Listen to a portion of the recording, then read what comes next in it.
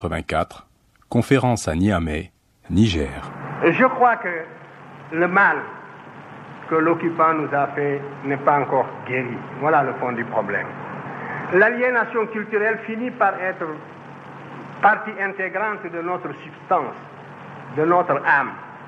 Et quand on croit s'en être débarrassé, on ne l'a pas encore fait complètement. Souvent, le colonisé ressemble un peu, ou l'ex-colonisé même, ressemble un peu à cet esclave du 19e siècle qui, libéré, va jusqu'au pas de la porte et puis revient à la maison parce qu'il ne sait plus où aller. Il ne sait plus où aller. Depuis le temps qu'il a perdu la liberté, depuis le temps qu'il a acquis des réflexes de subordination, depuis le temps qu'il a appris à penser à travers son maître.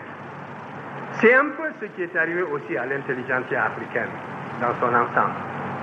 Parce que, en dehors de quelques questions, toutes les questions que vous m'avez posées reviennent à une seule. Quand est-ce que les Blancs vous reconnaîtront-ils? Parce que la vérité sonne blanche. C'est cela. Mais c'est dangereux ce que vous dites.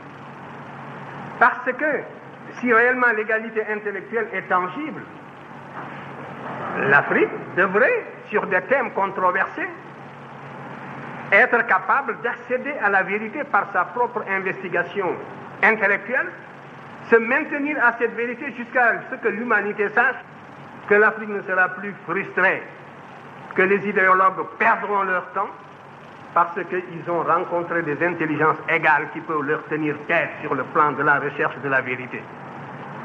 Mais vous êtes persuadés que pour qu'une vérité soit valable et objective, il faut qu'elle sonne blanche. Mais ça, c'est un repli de notre âme qui doit disparaître.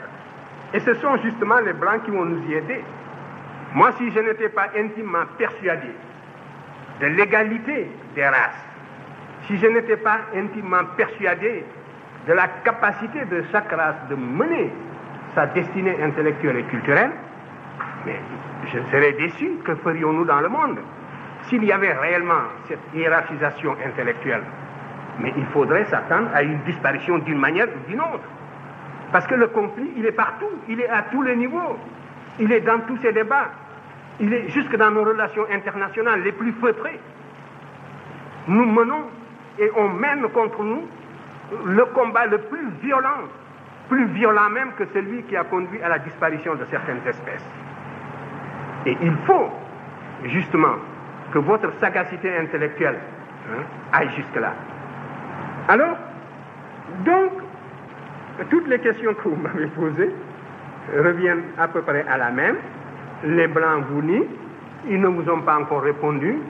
Nous sommes donc dans le cirage, nous sommes dans le vague, nous sommes dans la brume. Non. Ce que j'ai dit un peu dans la préface de Obenga, c'était cela, que par la connaissance directe, l'Afrique doit être capable de saisir une vérité, de savoir qu'elle est en possession d'une vérité, quel que soit le domaine d'ailleurs. Ce n'est pas seulement dans le domaine culturel.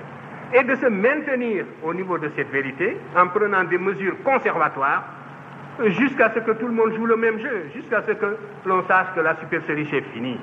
On n'a plus affaire à des enfants ou à des nouveau-nés.